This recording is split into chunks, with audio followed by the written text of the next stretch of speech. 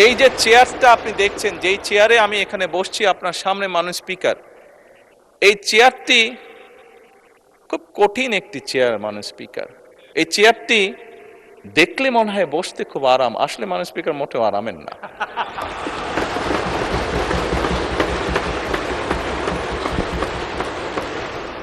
এই চেয়ারটিতে বসলে মাননীয় স্পিকার প্রতি মুহূর্তে মনে হয় যে আগুনে তপ্ত হিট আসছে মাননীয় স্পিকার। হাসার কিছু নেই, আমি যা ফিল করি আমি আপনাদেরকে তাই বলছি, মাননীয় স্পিকার, এই চেয়ারের থেকে উঠে দাঁড়িয়ে আপনার সামনে বক্তব্যে আমি হয়তো অনেক পপুলার কথা বলতে পারতাম, যেটাতে আরো অনেক বেশি তালি হতো মাননীয় স্পিকার। কিন্তু এই চেয়ার আমাকে বলে যে আমি সবসময় পপুলার কথা বলতে পারি না, আমাকে সেটাই বলতে হবে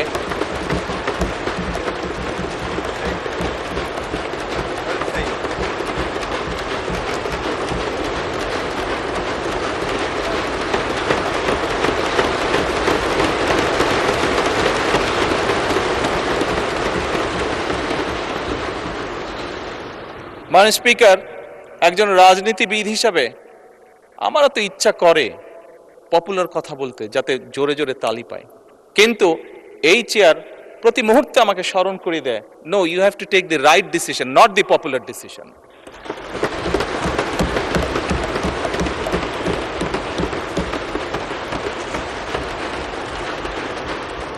মাননীয় স্পিকার, আপনার মাধ্যমে আজকে এই সংসদের এই সবুজ চেয়ারে যারা বসে আছেন, আমি মনে করি আজকে বোধহয় আমাদেরকে সিদ্ধান্ত নিতে হবে যে আসুন আমরা পপুলার ডিসিশনে আলাপ করব না, আমরা আলাপ করব সঠিক ডিসিশনের ব্যাপারে, রাইট ডিসিশনের ব্যাপারে। মাননীয় স্পিকার, আজকে এই সংসদ অধিবেশনের শেষ দিন, আজকে অধিবেশন শেষ হয়ে যাবে।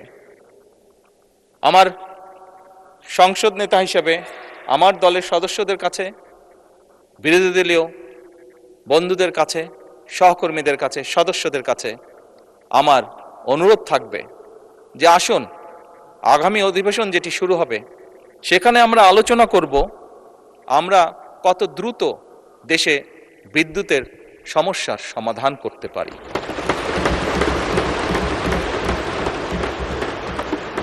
মাননীয় স্পিকার, আমরা আলাপ করতে চাই, আমি আলাপ করতে চাই আগামী সংসদে কত দ্রুত আমরা কত বেশি সংখ্যক মানুষের কর্মসংস্থান, দেশেই হোক বিদেশি হোক, তৈরি করতে পারি।